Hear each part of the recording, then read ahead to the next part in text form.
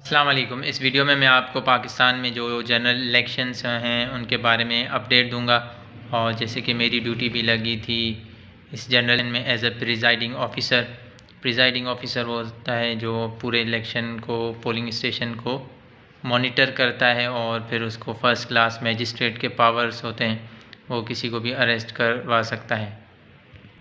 तो मैंने भी एक इलेक्शन को मॉनिटर किया, वहाँ पे अल्हम्दुलिल्लाह बग़ैर गैर जानिबदारी से और शफाफ तरीके से मैंने उधर वोटिंग करवाई।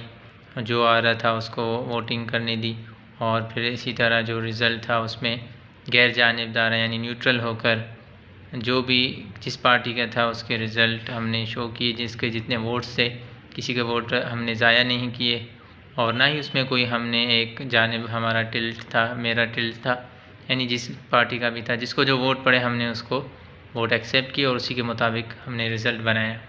अक्सर आपने आजकल टीवी पे देखा होगा कि फॉर्म 45 नहीं मिला या मिला उसके मुताबिक ये रिज़ल्ट था। तो फॉर्म 45 क्या है? फॉर्म 45 में ये होता है कि पूरा रिज़ल्ट लिखा होता है मैन्युअली कि कितनी पार्टी को कितने वोट पड़े। सारा डिटेल होती हैं कि टोटल कितने वोट्स थे इस पोलिंग स्टेशन पे और कितने कास्ट हुए और कितने वोट्स किस पार्टी को पड़े, किस सिंबल पे, किस कैंडिडेट को।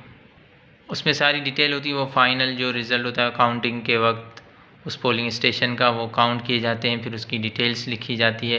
फिर उन जो वोट्स होते हैं उनको एक एनवलप में बंद किया जाता है, सील किया जाता है। इस जनरल इलेक्शंस में जैसे कि आपको पता होगा कि पीटीआई एज अ पार्टी उनको कॉन्टेस्ट नहीं करने दिया गया, लेकिन उनके इंडिपेंडेंट कैंडिडेट्स थे।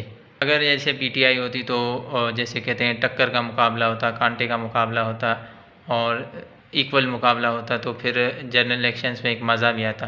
एज ए स्पेक्टेटर तो किसी पॉलिटिकल पार्टी से वैसे ही ताल्लुक़ नहीं, ये नहीं कि मैं कोई गवर्नमेंट जॉब में हूँ, लेकिन वैसे ही मेरा किसी पॉलिटिकल पार्टी से ताल्लुक़ भी नहीं, ना ही किसी से एफिलिएशन है, ना ही किसी की तरफ टिल्ट है।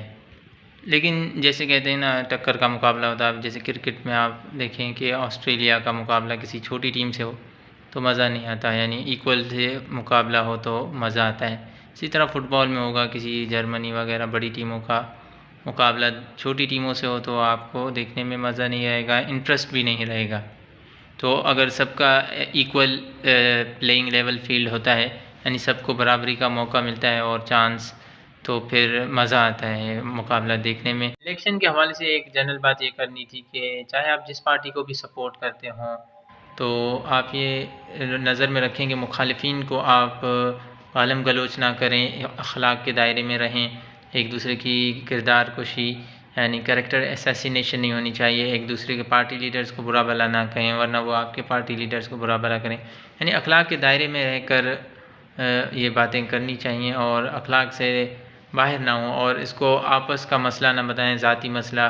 कई बार हमने देखा है कि आपस की फैमिलीज़ में भी ये झगड़े हो जाते हैं और कभी कभार फायरिंग वगैरह ये होते रहते हैं, हालात ख़राब होते रहते हैं। इलेक्शंस हो रहे होते हैं तो सब पॉलिटिकल पार्टीज़ ने आजकल अपने अपने सॉन्ग्स बना लिए हैं और तो वो ऊंची ऊंची आवाज़ से फुल डेकों में गाड़ियों में और स्पीकर्स रखकर वो आवाज़ों से सॉन्ग्स चला रहते हैं, जिससे पड़ोसियों के हुकूक और जो रास्ते में हैं लोगों के हुकूक पामाल होते हैं, उनकी डिस्टर्बेंस होती है। बीमार लोग और किसी को सोना है तो इस वजह से ये एक चीज़ है जिसका ख्याल करना चाहिए। रोडों पर कैंप्स लगा देते हैं पॉलिटिकल पार्टीज़ के, तो वो आने जाने वाले लोगों को एम्बुलेंसेस को मुश्किलात होती हैं, तो उससे भी बचना चाहिए। कहीं साइड पे कैंप लगाएं। सबसे बड़ा मसला है वो ये कि पॉलिटिकल पार्टीज़ अपने पैसे जो खर्च करती हैं इन इलेक्शन कैंपेन्स पे खर्च करती हैं, ना कि आवाम के मसाइल पर।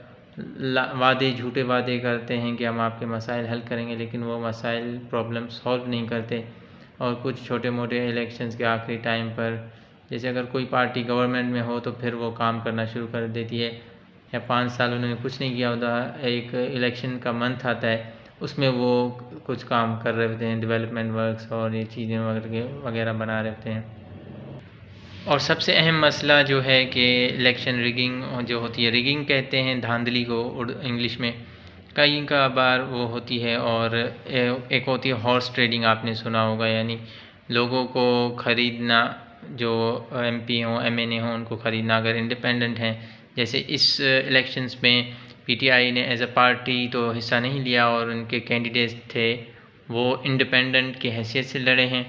तो अब उनकी एफिलिएशन तो पीटीआई से थी, लेकिन अब वो इंडिपेंडेंट ही रहेंगे। और जैसे पहले तो एक रूल था कि आप पार्टी क्रॉस नहीं कर सकते थे, और उससे पहले ये रूल था कि लोग पार्टी क्रॉस कर लेते थे, किसी पार्टी के और होते थे तो वो उनको दूसरी पार्टी में चले जाते थे। लेकिन अब ये रूल बन गया था कि आप पार्टी क्रॉस नहीं कर सकते, वरना आपके खिलाफ डिसीट वगैरह हो जाएंगे या तो। लेकिन अब ये है कि ये पीटीआई के कैंडिडेट्स जो जीते हैं वो एज ए इंडिपेंडेंट जीते हैं। अब देखना होगा कि इनका मसला कैसे सॉल्व होता है और पीटीआई की क्या सूरत हाल होती है। अगर ये इंडिपेंडेंट रहे तो जो दूसरी दो पार्टियां हैं, मेन पार्टियां, वो में भी इनके राब्ते तो करेंगे, लेकिन फिर ये कि हॉर्स ट्रेडिंग ना हो जाए, जिसकी वजह से इलेक्शन का वो नुकसान होगा। होते हैं ये हमारे टैक्सेस के पैसों से होते हैं और इस पर बहुत भारी खर्चा आता है।